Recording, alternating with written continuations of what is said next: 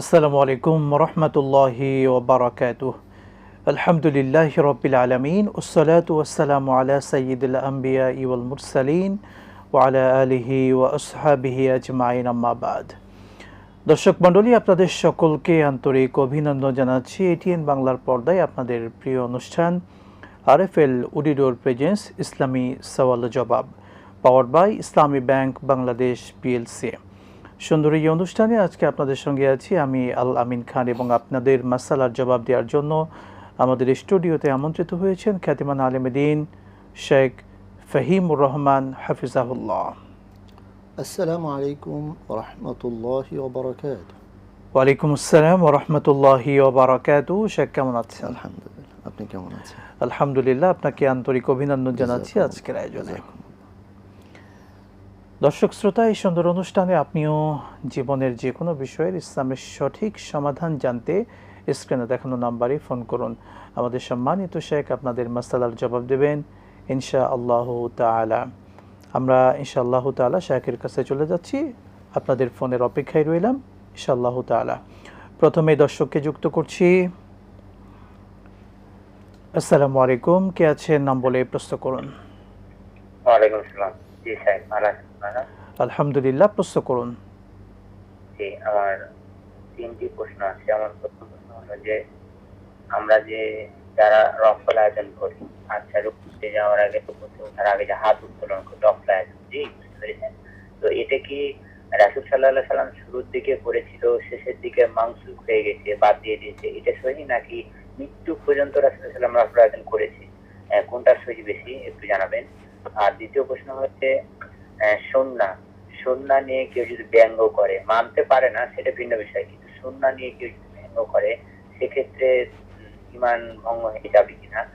আর এই সুন্নাহ নিয়ে ব্যঙ্গ করার কারণে যিনি ব্যঙ্গ করছে কারণে ওই আলেমকে অন্য একজন আলেম হয়তো গালাগালি করতে পারে কিনা, মানে গালি দিয়ে দিচ্ছে আর কি, ক্ষেত্রে সেটা জায়েজ হয় কিনা? আর আরেকটি প্রশ্ন হলো যে নারী পুরুষের সালাতের মধ্যে পার্থক্য আছে কিনা, মানে পার্থক্য বলতে রুকু সিজদা, এই দাঁড়ানো, তারপর অনেকে বলছে মহিলারা যখন যাবে তখনকার হাত, মানে হাতটা আমরা বুঝতে পেরেছি আপনার কথা। জি, পুরুষরা বুক চাড়া থাকবে, তো অনেকে বলছে না। আপনি যুক্ত থাকুন, আমাদের শেখ বলবেন ইনশাআল্লাহ। জানাবেন। জি শেখ, তিনটি প্রশ্ন আমরা পেয়েছি। প্রথমে রফউল ইয়াদাইন সালাতে, এটির বিধান রাসূল সাল্লাল্লাহু আলাইহি ওয়াসাল্লামের সময় কিভাবে ছিল, পরবর্তীতে এটার বিধান বিস্তারিত বলবেন। আলহামদুলিল্লাহ ওয়াসসালাতু ওয়াসসালামু আলা রাসূলিল্লাহ, আম্মা বাদ। রফউল ইয়াদাইন, রফউন শব্দের অর্থ হলো উত্তোলন করা। আল ইয়াদাইন শব্দের অর্থ হলো দুই হাত। দুই হাতকে উত্তোলন করা এটা একটা ইখতিলাফি বিষয় সালাতের ভিতরে, এবং রাসূলুল্লাহ সাল্লাল্লাহু আলাইহি ওয়াসাল্লাম যেমনিভাবে রফউল ইয়াদাইন করেছেন বলে হাদিস রয়েছে, আবার তিনি রফউল ইয়াদাইন করেন নাই এই মর্মেও হাদিস রয়েছে। এবং সাহাবাই কেরাম দেখা গিয়েছে যে ওনাদের ভিতরে এই সুন্নাহর চর্চাটা যিনি রফউল ইয়াদাইন করেন নাই উনি করেন নাই। যেমন আব্দুল্লাহ ইবনে মাসউদ রাদিয়াল্লাহু তাআলা আনহু, তিনি রফউল ইয়াদাইন করেন নাই, শুধু প্রথমে যেতে তাকবীরে তাহরিমার সময় রফউল ইয়াদাইন করেছেন, এরপরে তিনি আর করেননি। এইভাবে সাহাবাদের ভিতরেও এই বিষয়টি নিয়ে ইখতিলাফ ছিল, এবং যে যেটাই অনুসরণ করেন তিনি পরিপূর্ণ সুন্নাহর সওয়াব পেয়ে যাবেন ইনশাআল্লাহ। শুকরান, জাযাকাল্লাহ। আমরা দর্শকের পরের প্রশ্ন নিয়ে যাচ্ছি। সুন্নাহ নিয়ে কেউ যদি ব্যঙ্গ করে বা সেটাকে ছোট করে দেখে, তার ঈমান থাকবে কিনা? মাশাআল্লাহ, সুন্নাহ এটা আল্লাহ রাসূল সাল্লাল্লাহু আলাইহি ওয়াসাল্লামের সাথে সম্পৃক্ত। ওনার কথা, কাজ, মৌন সম্মতি সব কিছুই সুন্নাহ। এখন এই সুন্নাহর ক্ষেত্রে আমাদের একটি বিষয় চিন্তা অবশ্যই অত্যন্ত স্বচ্ছ রাখা উচিত। যে কোনো ব্যক্তি, গোষ্ঠী কেউ যদি সুন্নাহকে নিয়ে ব্যঙ্গ করে, অবজ্ঞা করে বা অবহেলা করে, অথবা এই সুন্নাহর প্রয়োজন নেই মনে করে, তার ঈমান থাকবে না, এবং এটা মিন নাওয়াকিদিল ঈমান। আল্লাহ রাসূল সাল্লাল্লাহু আলাইহি ওয়াসাল্লাম ওনাকে আল্লাহ তাআলা পাঠিয়েছেন শিক্ষক হিসাবে, সুতরাং তিনি যা রেখে গেছেন সেটাই আমাদের জন্য অনুসরণীয়, অনুকরণীয়, এবং এটা আমাদের দেখতে হবে উলামায়ে কেরাম বলেছেন কোনটা সুন্নাহ। তারপর আল্লাহ রাসূল সাল্লাল্লাহু আলাইহি ওয়াসাল্লামের কিছু খাস আমল ছিল, এটা উনি নিজেই করতেন, আর কিছু আমল ছিল যেটা উম্মতের জন্য জরুরি, সুন্নাহ তিনি নিজে সবসময় করেছেন, সেই সুন্নাহকে অবজ্ঞা করার কোনো সুযোগ নেই। হয়তো কখনো কেউ ব্যক্তিগত কারণে বা পারিপার্শ্বিক কারণে নিজে আমল করতে পারছে না, সেটা ভিন্ন কথার জন্য সে আল্লাহ তাআলার দরবারে তওবা করবে, ইস্তেগফার করবে। কিন্তু সুন্নাহকে মানে অবজ্ঞা করা অথবা এটাকে মানে অবহেলার বিষয় মনে করা, এটার কোনো সুযোগ নেই।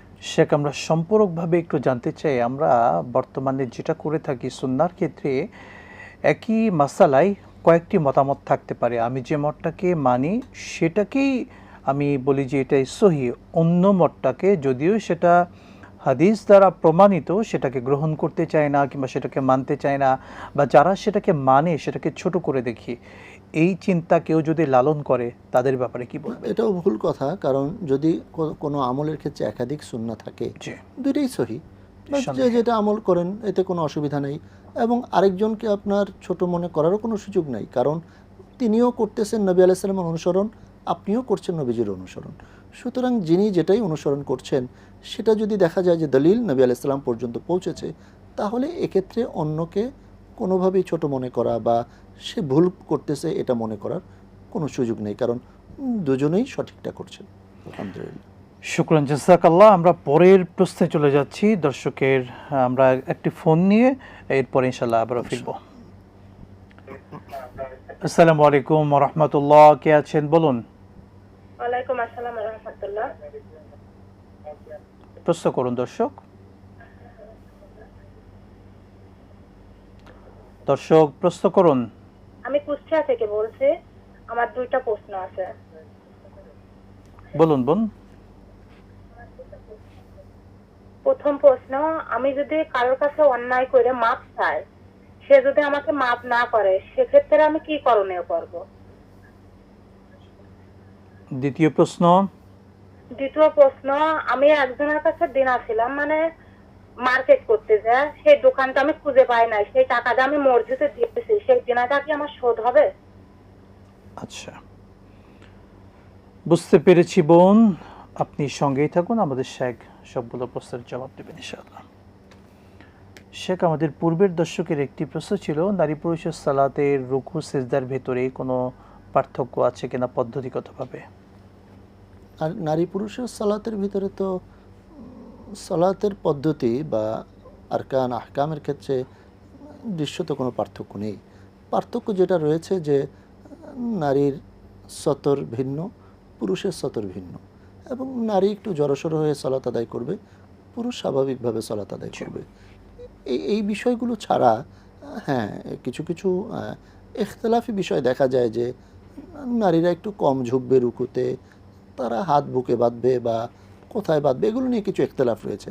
কিন্তু হাত বাঁধা নিয়ে তো ইখতিলাফ নাই, তারপর রুকু করা নিয়ে তো ইখতিলাফ নাই, একইভাবে তার সতর ঢাকতে হবে এটা নিয়ে তো ইখতিলাফ নাই, ওনার জন্য যতটুকু সতর এটা উনি ডাকবেন। এইভাবে আমরা যদি দেখি যে একদম তাকবীরে তাহরিমা থেকে সালাম পর্যন্ত নারী পুরুষের আমলের ভিতরে দৃশ্যত কোনো পার্থক্য নাই, তবে যতটুকু পার্থক্য রয়েছে এটা তিনি নারী হওয়ার কারণেই পার্থক্য আছে, আমলের ক্ষেত্রে নেই। জি, জাযাকাল্লাহু খাইরান। আমরা একজন দর্শককে যুক্ত করি, ইনশাআল্লাহ এরপরে অ্যানসারে ফিরব। আসসালামু আলাইকুম ওয়া রাহমাতুল্লাহ, কে আছেন? প্রশ্ন করুন দর্শক। আসসালামু আলাইকুম। ওয়ালাইকুম আসসালাম, বলুন। ওয়ালাইকুম আসসালাম। আপনার সেজদাতে সুবুল কুদ্দুসুর রব্বানা রাব্বুল মালাইকাতুহু বরাবর কিনা? আচ্ছা, যুক্ত থাকুন, আমাদের শেখ বলবেন, আপনি অপেক্ষা করুন।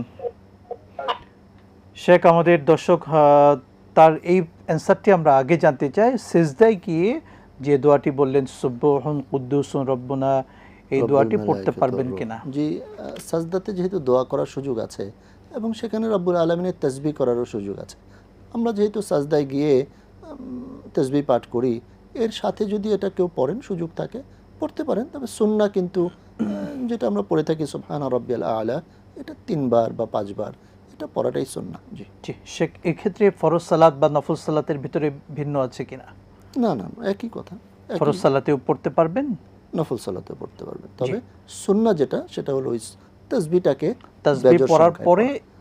জি জি জি, শুকরিয়া। আমরা পূর্বের দর্শকের প্রশ্নে চলে যাচ্ছি। আমাদের বোন কুষ্টিয়া থেকে জানতে চেয়েছেন, আমরা দর্শককে নিয়ে ইনশাআল্লাহ এরপরে আসবো ইনশাআল্লাহ। আসসালামু আলাইকুম রহমতুল্লাহ, কে আছেন বলুন দর্শক। ওয়ালাইকুম আসসালাম। হুজুর, আমি ঢাকা বাড়ি দেওয়া থেকে বলছি। হুজুর, আমি বলছিলাম যে সূরা বাকারার 111 নম্বর আয়াতে আছে, আল্লাহ বলছেন যারা ইহুদি খ্রিস্টান তারা পরকাল বিশ্বাস করে, তারা বলে আমরা জান্নাতে যাব। কিন্তু তাহলে তাই বুঝে যাচ্ছে তারা জাহান্নাম জান্নাত পরকাল নবী রাসূল সাক্ষী জিনিসকে সব বিশ্বাস করে, কিন্তু তাদের মধ্যে অনেকে আছে শিরক করে না। হযরত ঈসা আলাইহিস সালাম যে আল্লাহর নবী এটাতে বিশ্বাস করে, কিন্তু তাহলে তাদেরকে ইমানতে বলা যাবে কিনা, তার কারণ সাক্ষ্য জিনিসে তারা বিশ্বাস করে। জি, আমাদের দেশে আচ্ছা। খুনি সন্ত্রাসী তাদেরকে ইমানদার বলা হয়, তাহলে ওদেরকে ইমানদার বলতে অসুবিধা কোথায়? একটু বুঝিয়ে বলবেন? অবশ্যই বুঝিয়ে বলবো। একই সঙ্গে দর্শক, আপনার উদ্দেশ্যে বলতে চাই, আপনি কখনো কখনো আপনি আমাদের পুরনো দর্শক, আপনি বিভিন্ন জায়গা থেকে জায়গাকে চেঞ্জ করে বলে থাকেন আপনার নামের ক্ষেত্রে, একই সঙ্গে জায়গার ক্ষেত্রে আপনি যখন বলবেন সত্য কথা বলবেন, কেননা একজন মুমিন যখন কথা বলে অবশ্যই সত্য বলবে। শুক্রিয়া, আমাদের শায়েখ জবাব দেবেন এর বিষয়েও। আমরা পূর্বের দর্শকের যে প্রশ্ন ছিল, আমাদের বোন বলছিলেন কারো কাছে অন্যায় করার পরে তার কাছে মাপ চেয়েছেন কিন্তু তাকে ক্ষমা করেননি, এখন তিনি তো অনুতপ্ত, করণীয় কি করবেন তিনি? জি, আলহামদুলিল্লাহ, এটা একটা অত্যন্ত ভালো বিষয় যে আপনি ক্ষমা চেয়েছেন। তো ক্ষমা চাইতে থাকতে হবে, চেষ্টা করতে হবে, যেহেতু বান্দার হক বান্দা ক্ষমা না করলে আল্লাহ তাআলা তো ক্ষমা করবেন না। এই জন্য বান্দার কাছ থেকেই ক্ষমা নিতে হবে।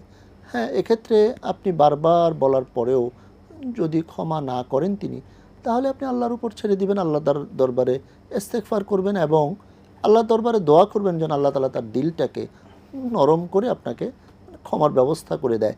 রব্বুল আলামিন তিনি যেহেতু মুকাল্লিবুল কুলুব, হৃদয়কে পরিবর্তনকারী, তো আল্লাহর কাছেই চাইবেন, আল্লাহ তাআলা আপনার জন্য এটা সহজ করে দেবেন ইনশাআল্লাহ। আমরা দোয়া করছি। শুক্রিয়া। শেখ বোনের পরের প্রশ্ন ছিল, একটি দোকানে তার কিছু বাকি ছিল, পরবর্তীতে তিনি গিয়ে সেই দোকানকে আর খুঁজে পাননি, এখন সেই টাকা মসজিদে দান করে দিয়েছেন, তার কি এটা সঠিক হয়েছে বা তিনি কি করবেন? এই কাজটা মসজিদে দেওয়াটা সঠিক হয় নাই, কারণ মসজিদের প্রত্যেকটা আয় হইতে হবে সন্দেহমুক্ত। কোনোভাবেই সন্দেহযুক্ত কোনো আয় মসজিদে আয় করা যাবে না, এখানে ঢুকানো যাবে না। এটা যেহেতু আপনি তাকে পাচ্ছেন না, তার পক্ষ থেকে আপনি কোনো গরিব দুঃখীর মাঝে যদি এতিম বা যারা অভাবী তাদের পিছনে খরচ করতেন তাহলে আশা করি সুন্দর হইতো। তো যদি আপনার তৌফিক থাকে, সুযোগ থাকে, আপনি আবারও সেই পরিমাণ অর্থ গরিব দুঃখীদের মাঝে বিলিয়ে দেন। যেহেতু কিছু করার নাই, আল্লাহ তাআলা আশা করা যায় আপনাকে ক্ষমা করবেন ইনশাআল্লাহ। শুক্রিয়া। কিন্তু ওনাকে খোঁজার চেষ্টা অব্যাহত রাখতে হবে। আশেপাশের দোকানদার জিজ্ঞাসা করবেন বা কোথায় গেছে, তার পরিবার কোথায় ছিল, এগুলো খুঁজতে থাকতে হবে। তো খুঁজে যদি নাই পাওয়া যায় তাহলে আর কি করবেন, আর যদি পাওয়ার আশা থাকে তাহলে খুঁজতে থাকতে হবে। জি জি, জাযাকাল্লাহু খায়রান। আমরা আমাদের পরের দর্শক যে প্রশ্নটি করেছেন সূরাতুল বাকারার 111 নম্বর আয়াতের আলোকে আপনি আশা করি বুঝতে পেরেছেন।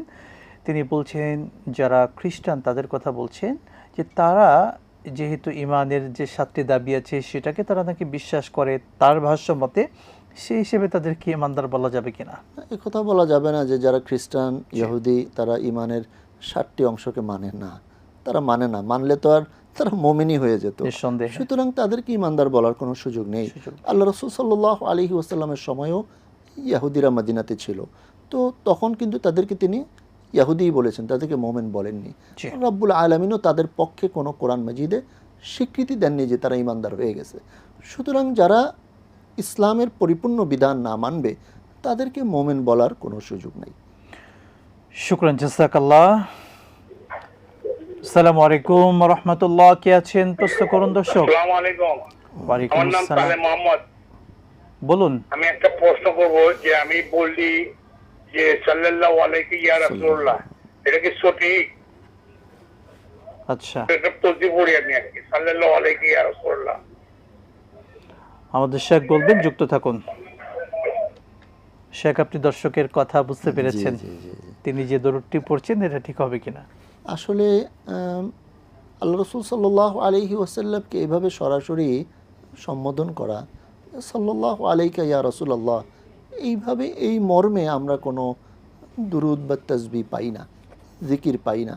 তো সুতরাং এর অল্টারনেটিভ যেহেতু আরও সহি জিকির দুরুদ রয়েছে, আমরা সেগুলো অনুসরণ করলেই আশা করি আমাদের জন্য উত্তম হবে ইনশাআল্লাহ। ইনশাআল্লাহ। আসসালামু আলাইকুম, কে আছেন? প্রশ্ন করুন দর্শক।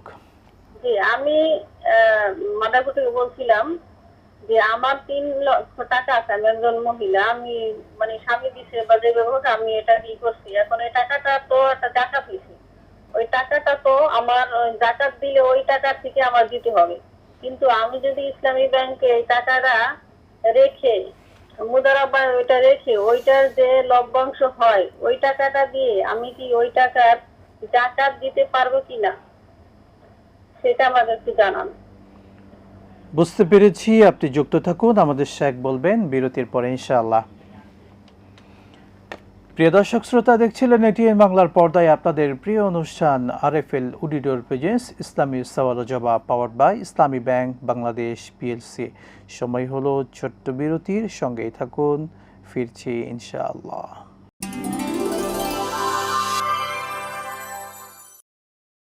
বিরতির পর আবারও স্বাগত জানাচ্ছি দর্শক মণ্ডলী, আপনাদের সকলকে এটিএন বাংলার পর্দায় আপনাদের প্রিয় অনুষ্ঠান আরএফএল অডিটর প্রেজেন্স ইসলামী সওয়াল ও জবাব, powered by Islami bank Bangladesh PLC. দর্শক শ্রোতা, আমাদের কাছে প্রশ্ন করতে চাইলে স্ক্রিনে দেখানো নাম্বারে ফোন করুন। আজকে আপনাদের মাসালার জবাব দিচ্ছেন শেখ ফাহিমুর রহমান হাফিজাহুল্লাহ। আমরা একজন দর্শককে নিয়ে এরপরে ইনশাআল্লাহ প্রশ্নে চলে যাব। আসসালামু আলাইকুম, কে আছেন দর্শক? প্রশ্ন করুন। ওয়ালাইকুম সালাম। আমার প্রথম প্রশ্ন হচ্ছে যে সালাতুল দুহা কিভাবে পড়তে হয়, আর সকালে ইশতেকের নামাজটা কিভাবে পড়তে হয়, এটা নিয়মটা আমি জানতে চাই। আর প্রশ্ন হচ্ছে আপনাদের চ্যানেলে খুব ডিস্টার্ব, ছবি দেখতে পারি না, কথা শুনতে পারি না, আটকে আটকে যায়, এই যে এটা একটু দেখবেন। পরামর্শের জন্য ধন্যবাদ, শুকরিয়া। শেখ, আমাদের পূর্বের দর্শকের প্রশ্নের দিকে চলে যাচ্ছি। আমাদের একজন বোন জানতে চেয়েছিলেন তার 3 লক্ষ টাকা রয়েছে এবং তিনি ইসলামী ব্যাংকে রেখেছেন এবং সেটার যে প্রফিট হচ্ছে সেই প্রফিট সহ মূল টাকা যেটা আছে সেই টাকা থেকে তিনি জাকাত দিতে পারবেন কিনা? জি জি জি, আলহামদুলিল্লাহ। আপনি যে কোনো শরিয়া সম্মত ব্যাংকে সেই অর্থ রেখে তারপর সেটা থেকে যেটা আয় হবে সেই আয় থেকে আপনি জাকাত দিতে পারবেন, অসুবিধা নেই।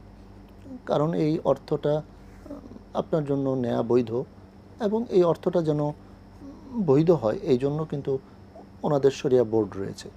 শরিয়া বোর্ড এটা নিশ্চিত করেন যে গ্রাহকের এই অর্থটা যথাযথ জায়গায় ব্যবহার হয়েছে এবং এটা লভ্যাংশে এসেছে, এখানে কোনো সুদ নেই, এই বিষয়টি ওনারা নিশ্চিত করেন।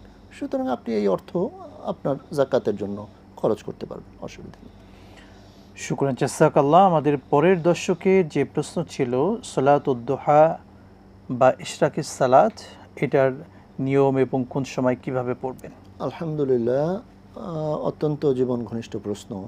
সালাতুল ইশরাক এবং সালাতুদ দুহা এটাকে কিন্তু আলাদাও বিভিন্ন বর্ণনা এসেছে, যদিও 2-1টা বর্ণনা এসেছে যে সালাতুদ দুহা আর ইশরাক একই নামাজ, কিন্তু আমরা দেখতে পাই যে যেহেতু আমলের সুবিধার্থে এবং ভিন্ন আমল হলে আমল করারও মানে সুবিধা হয়, যেই কারণে আমরা দেখেছি নবী আলাইহিস সালাম যেমনিভাবে সালাতুল ইশরাক আদায় করেছেন আবার তিনি সালাতুল দুহাও আদায় করেছেন। সালাতুল ইশরাক এবং সালাতুল দুহা যেহেতু এগুলো নফল সলাত, তো এই সলাতের কোনো বিশেষ নিয়ম নেই। নিয়মটা হলো নিয়তের ভিতরে পরিবর্তন। আপনি যখন ইশরাক পড়বেন আপনার নিয়ত থাকবে আপনি ইশরাক পড়ছেন এবং সেক্ষেত্রে 2-2 রাকাত করে পড়া হবে এবং আপনি যে কোনো সূরা আপনার যেটা সহজ হয় আপনি সেটা তার তিলের সাথে তিলাওয়াত করবেন, আলহামদুলিল্লাহ। এবং সালাতুদ দুহার ক্ষেত্রে 4 রাকাত, কোথাও কোথাও 8 রাকাত পর্যন্ত এসেছে। শেখ, ইশরাকের সালাত কখন আদায় করবেন এবং সালাতুদ দুহা কখন পড়বেন? ইশরাকের সালাত যেহেতু নামের সাথেই সম্পৃক্ত, ইশরাক যখন সূর্য উদয় হবে তারপর ইশরাকের ওয়াক্ত শুরু হলো এবং এটা বেশ কিছুক্ষণ থাকে, ধরেন কথা কথা ঘণ্টাখানেকের মতো থাকলো, মানে সূর্য উদয় হওয়ার পরে এটার প্রভাবটা যতক্ষণ থাকে ততক্ষণ ইশরাক। এরপরে সূর্য যখন আরেকটু উপরে উঠলো এবং এটার তাপটা একটু বেড়ে গেল তখনই দোহা, দ্বিপ্রহরের একটা ভাব আসলো, তখনই দোহা শুরু হয়। ইশরাকের মানে পর হয়তো ধরেন ঘন্টা 2-1 পরে আবার দোহার ওয়াক্তটা শুরু হয়ে গেল। তো দোহা যেহেতু দ্বিপ্রহর, সুতরাং ইশরাক একদম সূর্যোদয়ের পরপরই শুরু হয়, আর দোহা তারও কিছুক্ষণ পরে শুরু হয়। জি, শুকরান জাযাকাল্লাহ। আসসালামু আলাইকুম ওয়া রাহমাতুল্লাহ, কে আছেন? প্রশ্ন করুন দর্শক। জি, আসসালামু আলাইকুম। ওয়ালাইকুম আসসালাম ওয়া রাহমাতুল্লাহ, বলুন। জি, আমি ময়মনসিংহ থেকে বলছি যে আমার রাসূলুল্লাহ সাল্লাল্লাহু আলাইহি ওয়াসাল্লামকে স্বপ্নে দেখলে তার ফজিলত বা তার কিভাবে চলাফেরা এটা একটু জানতে চাচ্ছিলাম। বুঝতে পেরেছি, সঙ্গেই থাকুন। শেখ, আশা করি বুঝতে পেরেছেন দর্শকের জি। প্রশ্ন। আলহামদুলিল্লাহ, এটা অত্যন্ত সৌভাগ্যের বিষয় যদি আমাদের মাঝে কেউ আল্লাহ রসুল সাল্লাল্লাহু আলাইহি ওয়াসাল্লামকে স্বপ্নে দেখেন। তবে একথা সত্য, নবী আলাইহিস সালামের যে হাদিস, মান রাআনি ফিল মানাম ফাকাদ রাআল হক, যে কেউ যদি আমাকে স্বপ্নে দেখলো সে সত্যই আমাকেই দেখলো, কারণ শয়তান আমার আকৃতি ধারণ করতে পারে না। আল্লাহ তাআলা তার জন্য, শয়তানের জন্য এটা হারাম করে দিয়েছেন। সুতরাং কেউ যদি নবী আলাইহিস সালামকে দেখে, আশা করা যায় যে তার জন্য নবী আলাইহিস সালামের সুপারিশ পাওয়া যাবে ইনশাআল্লাহ। এই জন্য অবশ্যই তাকে অত্যন্ত সুন্নাহভিত্তিক জীবনযাপন করা উচিত, প্রত্যেকটা মানুষেরই উচিত। কিন্তু কেউ যদি মানে আল্লাহ তাআলা তাকে দেখাইছেন নবীজিকে, এটা যে একটা কত বড় সৌভাগ্য, এই সৌভাগ্যটা যেন উনি ধরে রাখতে পারেন, এই জন্য তাকে উচিত সেইভাবেই চলা। এবং আল্লাহ তাআলা সকল মুমিনদেরকে এই সৌভাগ্য দান করেন, এই আবেদন আল্লাহ তাআলার দরবারে আমরা করছি। আল্লাহুম্মা আমিন। আমিন আমিন। আসসালামু আলাইকুম ওয়া রাহমাতুল্লাহ, কে আছেন? প্রশ্ন করুন দর্শক। ওয়ালাইকুম আসসালাম ওয়া রাহমাতুল্লাহি ওয়া বারাকাতুহু। আচ্ছা, আমার প্রশ্ন হচ্ছে, আল্লাহ তাআলা নবী করিম সাল্লাল্লাহু আলাইহি ওয়াসাল্লামের মৃত্যুর আগে ইসলামকে পরিপূর্ণ দিন হিসেবে ঘোষণা দিয়েছেন কোরআনে, জি, তাই না? হ্যালো, মূল প্রশ্ন করুন আপনি। শুনতেছেন আমার কথা? আপনার কথা শুনতে পাচ্ছি, মূল প্রশ্ন কি আপনার, সেটা করুন। আমার প্রশ্নটা হলো, এখন ইসলামের মধ্যে এই যে আজানের আগে সালাতুস সালাম যে বলে আগে পরে, এটা কবে থেকে আবিষ্কার হলো? এটা তো নবী করিম সাল্লাল্লাহু আলাইহি ওয়াসাল্লাম বা সাহাবায়ে জামানায় এগুলো ছিল না, এগুলো কেন হচ্ছে? সুন্দর প্রশ্ন রেখেছেন, যুক্ত থাকুন, শেখ বলবেন। শেখ, আপনি আশা করি বুঝতে পেরেছেন, আজানের পূর্বে যে দরুদ পড়া হয় বিভিন্ন মসজিদে মাইকে উচ্চস্বরে, সেটার প্রচলন আসলে এটা সুন্নাহসম্মত কিনা, আমরা শুধু এতটুকু শুনতে চাই। না, আমরা আসলে এই আজানের পূর্বে বা পরে উচ্চ স্বরে দুরূদ পড়া, এটার কোনো মানে শরীয়তে কোনো দলিল আমরা পাই না। সুতরাং যারা করছেন এটা একটা অতিরঞ্জিত বিষয়, আল্লাহ তাআলা ওনাদেরকে বোঝার তৌফিক দান করেন। জি, আমিন।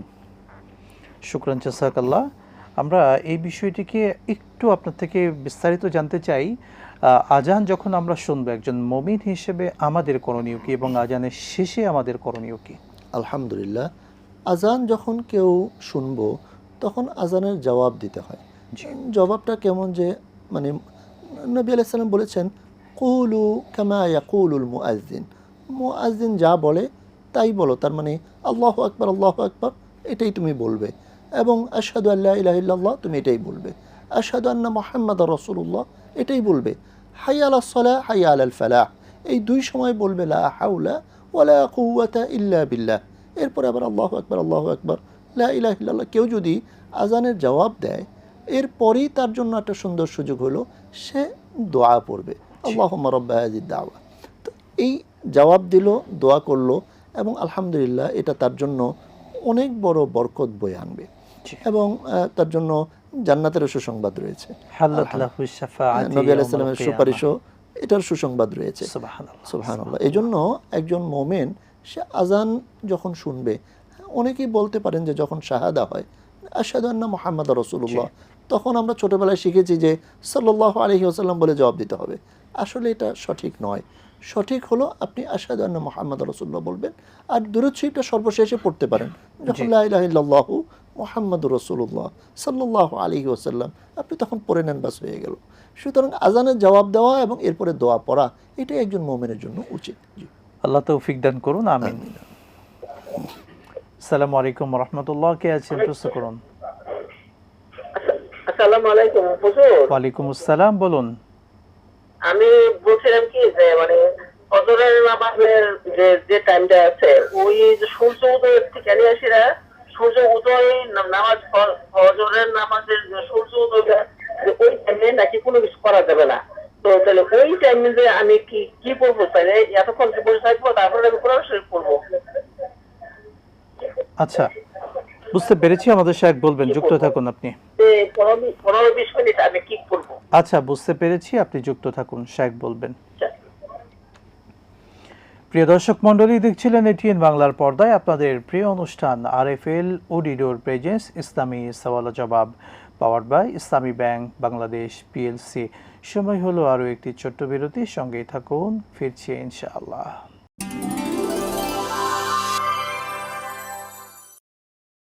বিরতির পর আবারও স্বাগত জানাচ্ছি দর্শক শ্রোতা আপনাদের সকলকে এটিএন বাংলার পর্দায় আপনাদের প্রিয় অনুষ্ঠান আরএফএল অডিডোর প্রেজেন্স ইসলামী সওয়াল জবাব অনুষ্ঠানে, powered by Islami bank Bangladesh PLC. দর্শক শ্রোতা, আপনিও প্রশ্ন করতে স্ক্রিনে দেখানো নাম্বারে ফোন করুন।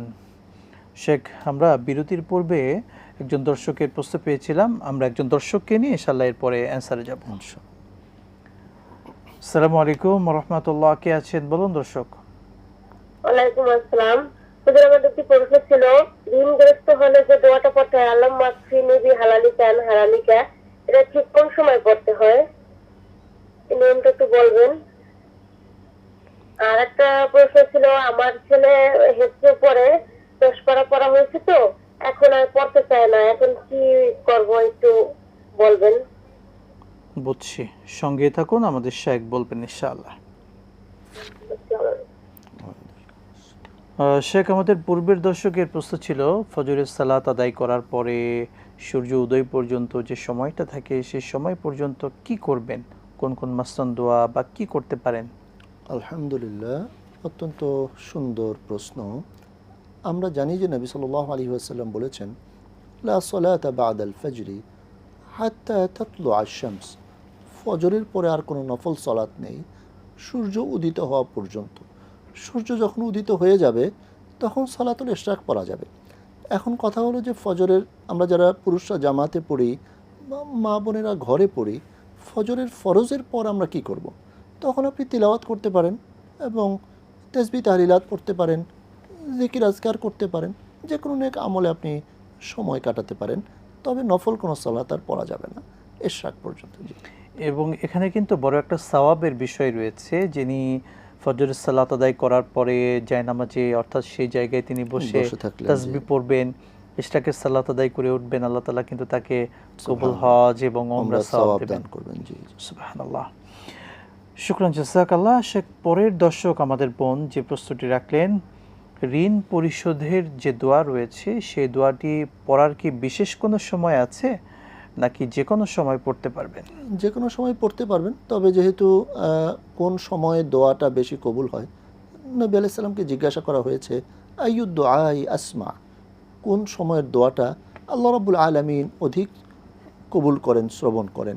সেক্ষেত্রে 5 ওয়াক্ত সালাতের পর এবং রাতের শেষ অংশে আপনি যদি এই সময়ে এই দোয়া পড়েন এবং আল্লাহর কাছে মোনাজাত করেন, কান্নাকাটি করেন, আশা করা যায় আল্লাহ রাব্বুল আলামিন আপনাকে ঋণ মুক্তি দান করবেন ইনশাআল্লাহ।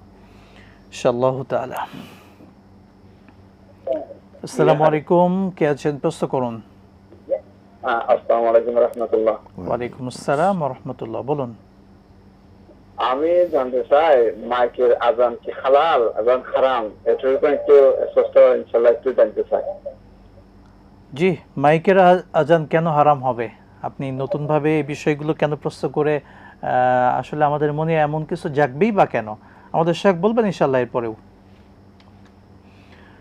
শেখ, আমরা পূর্বের দর্শকের আরেকটি প্রশ্ন ছিল, তার সন্তান 10 পারা হিফজ করেছে, এখন আর মাদ্রাসায় পড়তে চাচ্ছে না, বাবা মা হিসেবে একটা পেরেশানি, তো এক্ষেত্রে মা হিসেবে বা বাবা হিসেবে তারা কি করবেন, করণীয় কি? এটা একটু বড় ফিতনা। এই জন্য প্রথমে আল্লাহ রাব্বুল আলামিনের কাছে দোয়া করবেন, এরপর এই সন্তানকে কোনো একজন ভালো আলেমি দ্বীন ওনার কাছে নিয়ে যাবেন, যিনি সন্তানকে বোঝাবেন এবং এই হিফজুল কোরআনের যে ফজিলত এটা বোঝানো হবে। তো আশা করা যায় যে ইনশাআল্লাহ সে বুঝতে পারবে। এবং যেহেতু 10 পারা পড়ছে, এই সময় শয়তান ইবলিস খুব ওয়াসওয়াসা দেয় এবং এরা যেন হাফেজ না হতে পারে, আলেম না হতে পারে, এই জন্য খুব ওয়াসওয়াসা দেয়। এই সময় দমে যাওয়া যাবে না, বরং আপনি তাকে বিভিন্নভাবে বুঝিয়ে শুনিয়ে অথবা কোনো আলেমি দ্বীনের কাছে নিয়ে যাবেন, যিনি তাকে সুন্দরভাবে বোঝাবেন, আশা করা যায় যে ইনশাআল্লাহ সে হাফেজে কোরআন। এবং এখানে ছোট্ট বিজ্ঞ ওলামায়ে কেরাম একটা পরামর্শ দিয়ে থাকেন এভাবে যে সেই সন্তানকে যারা পড়াশোনায় অমনোযোগী পড়তে চান না তাদেরকে সঙ্গে নিয়ে বড় কোনো প্রতিষ্ঠানে, অনেক বড় বড় মাদ্রাসা বাংলাদেশে রয়েছে, কিংবা যদি তৌফিক থাকে তাদেরকে নিয়ে বাইতুল্লাহ সফর করানো, তখন কিন্তু একটা বড় তাসির পড়বে তার অন্তরে। জি জি, এটা আপনারা অনুসরণ করতে পারেন। জি, আমরা পরের দর্শকে নিচ্ছি। আসসালামু আলাইকুম ওয়া রাহমাতুল্লাহ, কে আছেন? প্রশ্ন করুন। ওয়ালাইকুম সালাম ওয়া রাহমাতুল্লাহি ওয়া বারাকাতুহু। জি, প্রশ্ন করুন দর্শক। থেকে মিজানুর রহমান বলছি। জি, হ্যালো, শুনতে পাচ্ছি, বলুন। আমরা যখন রুকুতে যাই তখন আমাদের নজরটা কোথায় থাকবে? নজরটা এখন অনেকে পায়ের সামনে কি বলেন, সিজদার সামনে হয়, কোনটা হবে? এক। দুই নম্বর হচ্ছে, আমরা মক্কা মদিনাতে একটা দিন লক্ষ্য করলাম যে আমরা জানি যে টাকনুর নিচে কাপড় নামানো যায় না, নিষেধ, এবং পরা যায় না, আমরা জানি, এবং নামাজের সামনে দিয়ে আসা যাওয়া যায় না। তো ওখানে আমি অনুভূতি করলাম যে সামনে দিয়ে যত লোকজন যাচ্ছে নামাজ পড়তেছি, তারপরে ওই টাকনুর নিচে দেখি যে জুব্বা নিচে ছাড়ছে, পায়জামা নিচে বড়াচ্ছে, এটা আমরা লক্ষ্য করলাম, যে আমার কৌতূহল আর কি। আসলে আমরা বুঝতে পেরেছি। আর তিন নম্বর হচ্ছে যে আমরা ফজরের ফরজ নামাজের পরে কোনো নামাজ নেই, নফল নামাজ নেই, আসরে পড়া করলে। যখন আমি আসরের নামাজ পড়ে আসলাম, আমি অজু করলাম যে আবার 2 রাকাত নামাজ পড়ার জন্য, অজু 2 রাকাত নামাজ, আমি সেটা করতে পারি কিনা? আমার সময় নিষেধের সময় আসেনি, কিন্তু পড়া যায় কিনা? বুঝতে পেরেছি, আপনি যুক্ত থাকুন, শায়েখ ইনশাআল্লাহ তাআলা জবাব দেবেন। অনেকগুলো প্রশ্ন পেলাম শেখ। আমাদের একজন দর্শকের যে প্রশ্ন ছিল, মাইকে আজান দেয়া এটা হালাল না হারাম, এই প্রশ্ন কিভাবে তার অন্তরে জেগেছে যদি একটু দর্শককে বলতেন আপনি।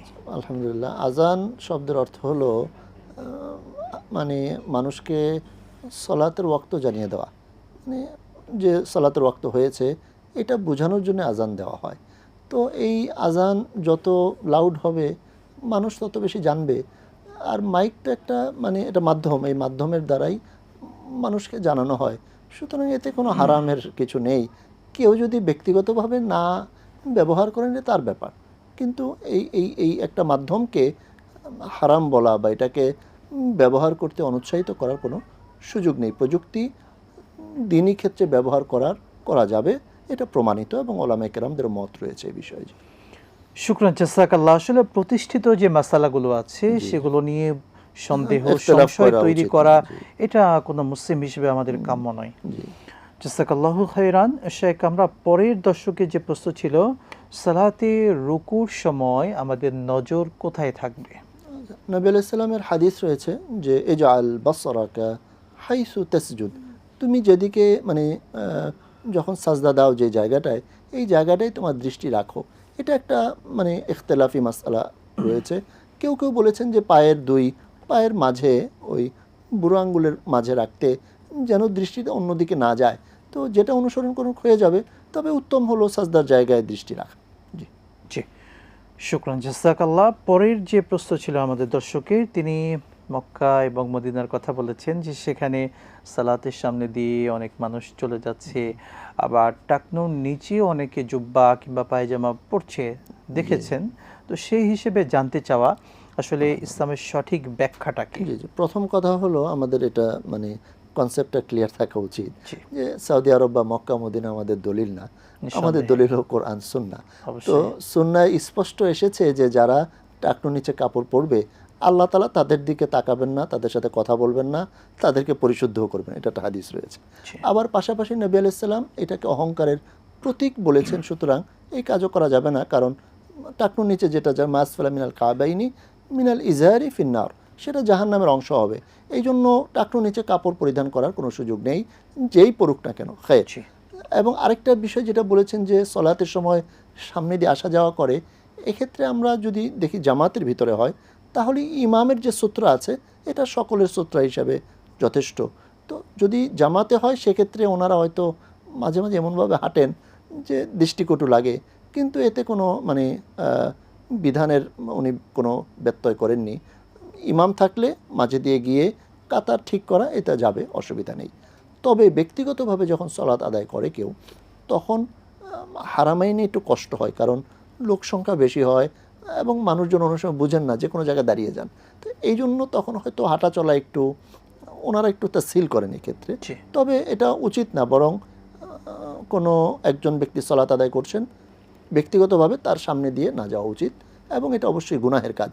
তবে যদি জামাত হয়, ইমাম থাকেন, তখন কাতার ঠিক করার সুবিধার্থে, অথবা অজু ছুটে গেল সে আবার অজু করতে যাবে, তখন তিনি যদি হেঁটে যান এবং সেই হাঁটার ক্ষেত্রে একটু মানে ওই সৌন্দর্য অবলম্বন করা, আশা করা যায় যে এতে তার কোনো ক্ষতি হবে না। আসলে বিশেষ প্রয়োজনে জামাতে সেটা পারবেন, কিন্তু আমরা আমাদের দেশে দেখি বিনা কারণে আমার পেছনে একজন সালাত আদায় করছেন এমনভাবে যাতায়াত করি যে তার দৃষ্টিতে কিন্তু একটা সমস্যা হয়। আমরা ভূক্ষেপই করি না, এটা ঠিক না, এটা করা যাবে করি না। আল্লাহ আমাদেরকে বোঝার তৌফিক দান করুন, আমিন। শেখ, পরের যে প্রশ্ন ছিল, আসরের সালাতের পরে তাহিয়াতুল উজুর যে সালাত রয়েছে সেটা পড়তে পারবেন কিনা? যেহেতু আল্লাহ রাসূল সাল্লাল্লাহু আলাইহি ওয়াসাল্লামের হাদিস লা সালাতা, কোনো সালাত নাই, সুতরাং এটা আমি মনে করি যে কোনো নফল সালাত পড়া উচিত না। শুধুমাত্র তাহিয়াতুল মসজিদের ক্ষেত্রে কোনো কোনো ওলামায়ে কেরাম এটাকে জাওয়াজ করছেন, জায়েজ বলছেন। তবে আমি প্রাধান্য দেই, যেহেতু নবী আলাইহিস সালামের নিষেধাজ্ঞা রয়েছে, সুতরাং ফজরের পর থেকে সূর্যোদয় পর্যন্ত, আসরের পর থেকে সূর্যাস্ত পর্যন্ত কোনো নফল সালাত আদায় করা উচিত না। শুকরান, জাযাকাল্লাহ শেখ, আপনাকে অসংখ্য ধন্যবাদ। জাযাকাল্লাহু খায়রান। ওয়ালাইকুম কামা দাআউতু। প্রিয় দর্শক মণ্ডলী, এটিএন বাংলার পর্দায় আপনারা এতক্ষণ উপভোগ করলেন আপনাদের প্রিয় অনুষ্ঠান আরএফএল অডিওর প্রেজেন্স ইসলামী সওয়াল ও জবাব, powered by Islami bank Bangladesh PLC. আজকের মতো বিদায় নিচ্ছি, দেখা হবে আবারও। আসসালামু আলাইকুম ওয়া রাহমাতুল্লাহি ওয়া বারাকাতুহু।